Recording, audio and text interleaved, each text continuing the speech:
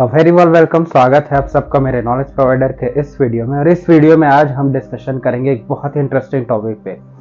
आज का जो हमारा वीडियो होगा वो एक नया टेक्नोलॉजिकल एडवांसमेंट के फॉर्म में आपको मैं बताऊंगा। अब जो ट्रेडिशनल मेथड्स हो रहे हैं एनर्जी प्रोडक्शन का, जैसे हम फॉसिल फ्यूल्स यूज़ करते हैं, कोल यूज़ करते हैं, पेट्रोलियम प्रोडक्ट्स को यूज़ करते हैं, डीजल जनरेटर्स का यूज़ कर रहे हैं, थर्मल पावर प्लांट्स का यूज़ कर रहे हैं, जिसे बहुत ही वास्ट एक तो एनर्जी की रिक्वायरमेंट को पूरा करने के लिए हम अर्थ को बहुत ही ज़्यादा डिस्ट्रक्टिव वे में डिस्ट्रॉय कर रहे हैं। कहने का मतलब है ये सीधा रिलेटेड होता है माइनिंग से।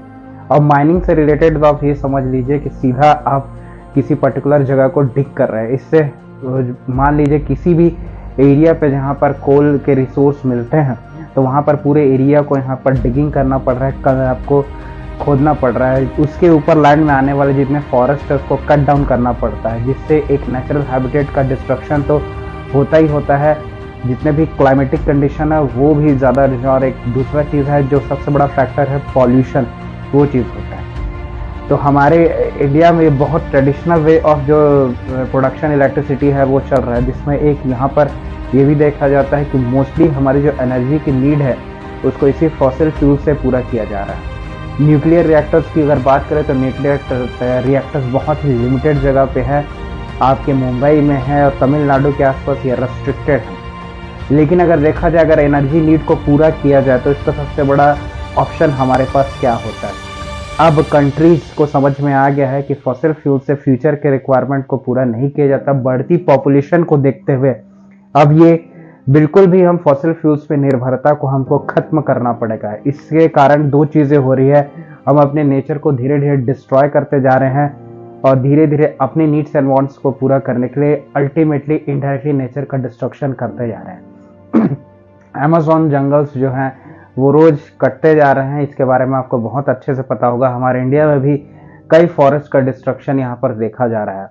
हर दिन कई फॉरेस्ट को काटा जा रहा है, जैसे कि आपके झारखंड, छत्तीसगढ़ या कई जगह पे रोज फॉरेस्ट को काट डाला जा रहा है, क्योंकि वहां पर उसके नीचे जो जमीन है वहां से कोल एनरिचमेंट को किया जाए। इसका सबसे बड़ा मेजर कॉज है हमारी एनर्जी रिक्वायरमेंट। जब तक हमारी एनर्जी रिक्वायरमेंट रहेगी तब तक ये चीज होती रहेंगी, तो क्यों ना हम अपने एनर्जी रिक्वायरमेंट को किसी दूसरे चीज से फुलफिल करने की कोशिश करें।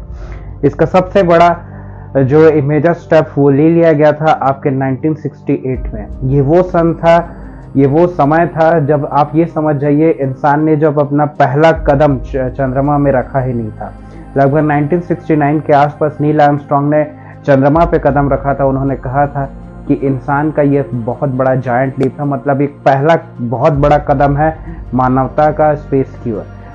और 1968 में भी एक और खास घटना घटी थी जिस इससे एक साल पहले उस समय एक साइंटिस्ट है जिसका नाम था पीटर ग्लासर। उन्होंने सबसे पहले आपके SSBP मतलब स्पेस बेस्ड SBSP कहना चाहिए, जो space based solar power plants की परिकल्पना सोची थी। और लगभग 1968 से चालू हो गया था कि हम एक ऐसा सोलर पैनल डिजाइन करें जो कि स्पेस में हो। स्पेस में होने का फायदा क्या है, अगर आप किसी सोलर पैनल को अगर स्पेस में रखते हैं तो उस पर मौसम को कोई प्रभाव नहीं पड़ेगा। जितने भी आपके परिवर्तन हो रहे हैं मौसम की मार वो सोलर पैनल नहीं झेलेगा। हमेशा सूरज के सामने रहने के कारण उस पर एंडलेस एनर्जी मिलेगी। अब ये टेक्नोलॉजी को वहाँ पर डेवलप करने का काम चालू हो गया था और यूएस जो है अब वो उसमें फर्स्ट लीप लेने जा रहा है, क्योंकि पता है यूएस को भी कि आगे चल के हमारे एनर्जी रिक्वायरमेंट्स पूरे नहीं होंगे। पॉपुलेशन अपने दर पर बढ़ते ही रहेगी और इन पॉपुलेशन की नीड्स को पूरा करने के लिए यहाँ पर इन सब स्टेप को लेना जरूरी है। हमारे इंडिया में ये स्टेप लिया जा चुका है। बहुत सारे राजस्थान के लैंड एरियाज हैं या कुछ ये टेरिस है, इनको सोलर पैनल्स या सोलर फार्म्स में कन्वर्टर है, लेकिन इसका एक प्राइस पे करना पड़ता है। जिस जगह आप सोलर पैनल्स या सोलर फार्म्स लगाएंगे वहाँ का एरिया परमानेंटली ऑक्यूपाइड हो जाएगा। वहाँ आप न किसी को बसा सकते हैं, न ट्रीज प्लांट कर सकते हैं, न कुछ के। हालांकि आपको एनर्जी सप्लाई मिलेगी, लेकिन इससे हमारी जो लिमिटेड स्पेस है, एक तो इंडिया सबसे बड़ा आप समझ सकते हैं पॉपुलेटेड कंट्रीज में से एक है और यहाँ पर रहने की जगह की काफी दिक्कत है। ऊपर से आप यहाँ पर अगर सोलर फॉर्म्स कोई भी अगर वेकेंट स्पेस में भी अगर लगा रहे हैं तो वह उस जगह की वो जमीन तो घेर ही लेगा और एनर्जी नीड को मतलब एनर्जी नीड को पूरा करने के लिए वो हमेशा वहाँ लगा ही रहेगा, उसे हम हटा नहीं सकते। इससे हमारे देश में जो ज़मीन है उसका घेराव होगा और जो लिमिटेड सोलार फार्म्स क्रिएट किए जाएंगे, और जिससे कि हमारी लैंड रिक्वायरमेंट है वो पूरी नहीं हो पाएगी। क्योंकि जैसे जैसे एनर्जी की नीड बढ़ेगी सोलार फार्म्स और बढ़ेंगे, क्योंकि हम फॉसिल फ्यूल से तो ये पूरा कंप्लीटली नहीं कर सकते, तो हमको जो रिन्यूएबल एनर्जी है उसके साइड जाना पड़ेगा। रिन्यूएबल एनर्जी का यूज़ करने के लिए आपको सोलार फार्म्स क्रिएट करने पड़ेंगे। काफ़ी स्टेट्स में ये फिनोमिना यूज़ किया जा रहा है, लेकिन इसके लिए कई हेक्टेयर्स और एकर्स ऑफ लैंड के कंजप्शन हो रहा है। इन जगह सोलार फार्म्स क्रिएट हो रहे हैं। और दूसरा चीज़ है, जिस जगह आप सोलार फार्म्स क्रिएट करते हैं वहाँ पर टेम्परेचर फ्लक्चुएशन बिल्कुल देखने को मिलता है, वहाँ के टेम्परेचर में डिफरेंस आने लगता है। तो इन सबको ओवरकम करने के लिए सबसे बड़ा सॉल्यूशन क्या है? सबसे बड़ा सॉल्यूशन यहाँ पर ये है कि आप ऐसे सोलार पैनल्स क्रिएट करिए जो स्पेस में जाए। इससे दो फायदा होगा। पहला, किसी भी कंट्री का जो स्पेस है वो यूटिलाइज नहीं होगा, वो स्पेस लोगों के लिए बचा रहेगा, किसी फॉरेस्ट के लिए, ट्री प्लांटेशन के लिए बचा रहेगा। दूसरी चीज़, आपको एंडलेस एनर्जी मिलेगी जिसपे कोई मौसम की मार नहीं होगी, कुछ भी चीज़ नहीं, आंधी तूफान बारिश इन सब से बचा रहेगा, क्योंकि इसका सीधा कांटेक्ट स्पेस में होगा और स्पेस का जो स्पेस है इसको ये यूटिलाइज करेगा और सीधा सन के सामने होगा, जिससे 24 घंटे एंडलेस एनर्जी मिलेगी। इसको बस करना क्या है, इसको बस आपको ऑर्बिटिंग सिस्टम में ले जाना और ऑर्बिटिंग सिस्टम में इसको प्लांट कर देना है और डायरेक्ट जो सनलाइट का एक्सपोजर है वो यहाँ पर आएगा। अब इस टेक्नोलॉजी को यूज करने के लिए सबसे पहले यूएस ने इस चीज को एग्जामाइन किया है। 2023 में कैलटेक एक कंपनी है जिसने फर्स्ट इनिशिएटिव लिया कि ये लोग सबसे पहले यहाँ पर लॉन्च करेंगे। तब से अब तक बहुत हो रहा है। जापान की एक कंपनी है जिसका नाम है जक्सा, जापान एरोस्पेस जो एजेंसी है, इसका फुल फॉर्म मैं अभी आपको आगे चल के बताऊंगा। जापान की एक एरोस्पेस है, इसने भी ये किया कि हम अपने एनर्जी नीड को पूरा करने के लिए इस पर किए आगे जाएंगे। साउथ कोरिया, कई ऐसी कंट्रीज है जो इसकी ओर देख रहा है और अपने एनर्जी नीड्स और रिक्वायरमेंट को पूरा करने की कोशिश कर रहे हैं, क्योंकि वहाँ पर लैंड लिमिटेड है। जापान में आप जानते हैं पॉपुलेशन इतना है कि लैंड लिमिटेड है, तो ये अपनी एनर्जी नीड को पूरा करने के लिए अब स्पेस की तरफ झांक रहे हैं। तो हम ये क्यों चीज़ क्यों नहीं कर सकते? यूएस ने अब ये पहला इनिशिएटिव ले लिया है और उसने SBSP space based solar power plant जैसे आपके जो टेक्नोलॉजी को डेवलपमेंट करना चालू कर लिया। और ये अभी से 1968 से इन्होंने काम करना चालू कर दिया है। कई टेक्नोलॉजिकल इन्होंने एडवांसमेंट कर रहे हैं। हमको भी एक कदम यहाँ पर आगे सोचने की ज़रूरत है अपने एनर्जी नीड्स और रिक्वायरमेंट को पूरा करने के लिए। हम अपनी हर ज़रूरतों को फॉसिल फ्यूल्स से ही पूरा नहीं कर सकते, क्योंकि बदलते समय के साथ एनर्जी डिमांड्स और बढ़ेंगी। तो इसके लिए एक जॉइंट लीप यहाँ पर देखने को मिल रहा है। अब यहाँ पर क्या कंस्ट्रक्टिव मेजर्स लिए गए हैं यूएसए के द्वारा, वो मैं आपको बताता हूँ। जैसे कि मैंने आपको पहले बताया, पीटर ग्लेसर, और पीटर ग्लेसर जो थे इन्होंने सबसे पहले यूएसए का पेटेंट भी ले लिया था कि वो SBSP जैसे पावर प्लांट्स की इमेजिनेशन को डिजाइन करेंगे और इसे वास्तविकता में लाएंगे। अब इसमें ये ड्रीम है the first space solar power plant operating mechanism, इस पे काम होना चालू भी हो गया है और ये अब मटेरियलाइज होने वाला है, मतलब इसे वास्तविकता में लाया जा रहा है। अब इसमें first is in space mission that is SSPD, इसी के लिए एक स्पेस मिशन कंडक्ट किया जा रहा है जो थोड़े मोड़े मात्रा में प्रोडक्शन नहीं, गीगावाट स्केल, इतने हाई अमाउंट में एनर्जी के प्रोडक्शन के लिए काम किया जा रहा है।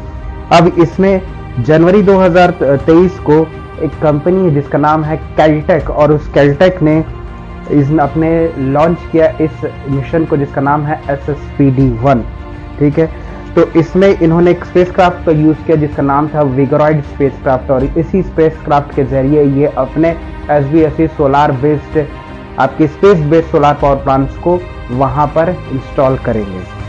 अब इसमें टेक आइडियाज में क्या क्या चीजें इंक्लूड है, इसमें 3 चीजों के बारे में आपको बात बताऊंगा। वो 3 चीजें क्या क्या है? पहला है जो आपका dolls, that is DOLCE। Dolls क्या है? इसका है कि स्ट्रक्चर है जो कि डिप्लॉय किया जाएगा लाइट वेट अरेज, मतलब आप समझ जाइए कि एक ऐसा स्ट्रक्चर है जो इसके लिए बनाया जा रहा है जो आपके लाइट वेट होगा, बहुत हल्के वेट का ये होगा जो इसमें होगा। दूसरा चीज यहाँ पर है जो एक दूसरा इंस्ट्रूमेंट है जिसका नाम है अल्बा, ठीक है। अल्बा एक ऐसे टाइप के सोलार सेल्स को यहाँ पर डिस्कवर किया जा रहा है या इसको कंस्ट्रक्ट किया जा रहा है, ठीक है। और इनको इफेक्टिव टेस्टिंग, मतलब एक ऐसे सोलार सेल्स होंगे जो डायरेक्ट स्पेस की एनर्जी को यूज करके इलेक्ट्रिसिटी जनरेट करेंगे। तीसरा है जिसका नाम है maple, that is MAPLE, maple.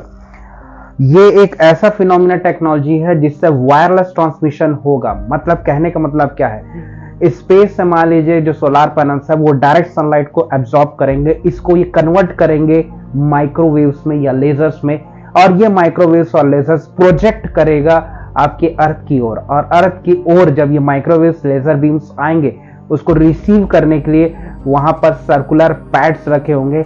ये सर्कुलर पैड्स उसको रिसीव करेंगे और रिसीव करने के बाद इसको इलेक्ट्रिसिटी में कन्वर्ट कर देंगे। तो मान समझ जाइए जैसे कि एंटीनास होते हैं, यहाँ पर होते हैं, इनको बोला जाएगा रेक्टिनास। तो रेक्टिनास जो है वो इसको कन्वर्ट करेंगे वापस इलेक्ट्रिसिटी में। तो स्पेस से यहाँ तक energy in the form of microwaves या आपके लाइट बीम नहीं करना चाहिए, माइक्रोवेव या लेजर बीम के फॉर्म में आएगी, और सर्कुलर पैड्स जैसे हमारे एंटीना सिग्नल को रिसीव करते हैं वैसे ही इसको रिसीव करेंगे, और इनको एंटीनास नहीं बोल के रेक्टिनास बोला जा रहा है। और ये इसको वापस इलेक्ट्रिसिटी में कन्वर्ट करेंगे और इनको स्टोर किया जाएगा बैटरीज में, और इसके जरिए जो हमारी आवश्यकता है उसको पूरा किया जाएगा। इसका फायदा क्या है, एंडलेस आपको सोलार एनर्जी लगातार मिलेगी, जिसकी कोई भी आप ये समझ जाइए कोई भी इसमें खात्मा नहीं देखा जाएगा, कोई भी आप ये इसमें बाउंडेशन या इसमें कोई भी आपको असर देखने को मिलेगा, क्योंकि पैनल सीधा सन को फेस कर रहे हैं और सीधा एंडलेस एनर्जी आपको लगातार मिलेगी।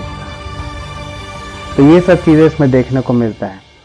अब इसमें जो आपका कैलटेक जो टीम है, जिसमें जो डॉल्बा अभी मैंने बताया, सॉरी जो डॉल्स अभी मैंने बताया, तो इसकी डिप्लॉयमेंट वहां पर स्पेशली होने जा रही है। और जो आपके कुछ इंस्ट्रूमेंट रिजल्ट्स जो एल्बा है, जो कैलटेक टीम है, वो इसे इंट्रोड्यूस कर रही है। अब इन इंस्ट्रूमेंट्स को जब हम इसको इंस्टॉल कर लेंगे या फिर यूएस इस पे इसको समझ जाइए आपके स्पेस में इसको इंट्रोड्यूस करने जा रहा है, और कुछ सालों में आपको ये समझ में आ जाएगा कि स्पेस से भी हम एनर्जी रिसीव कर रहे हैं। ये टेक्नोलॉजिकल एडवांसमेंट हो चुका है, कई कंपनीज इसकी ओर आगे बढ़ रही हैं, और ये कंपनीज आगे चल के इसी फोकस में लगी हुई हैं कि इसको ये इसी फॉर्म में आगे चल के एनर्जी नीड्स और डिमांड्स को पूरा कर सकेंगे। और इसी को देखते हुए आगे जितनी भी कंट्रीज हैं वो ऐसा ही प्लान कर रही हैं, क्योंकि फॉसिल फ्यूल्स बहुत लिमिटेड है, स्पेस बहुत लिमिटेड है, और एनर्जी की डिमांड हर दिन बढ़ती जाएगी। तो इस फिनोमिना में तो हर किसी कंट्री को उतरना पड़ेगा। वक्त रहते बहुत सी कंट्री सीख जाए और समझ जाए और टेक्नोलॉजिकल एडवांसमेंट में लग जाए, तभी किसी देश का भला हो सकता है। तो होप ये वीडियो आपको अच्छा लगा होगा, कमेंट करके बताएं वीडियो आपको कैसा लगा। मिलते हैं नेक्स्ट वीडियो में, तब तक के लिए बाय।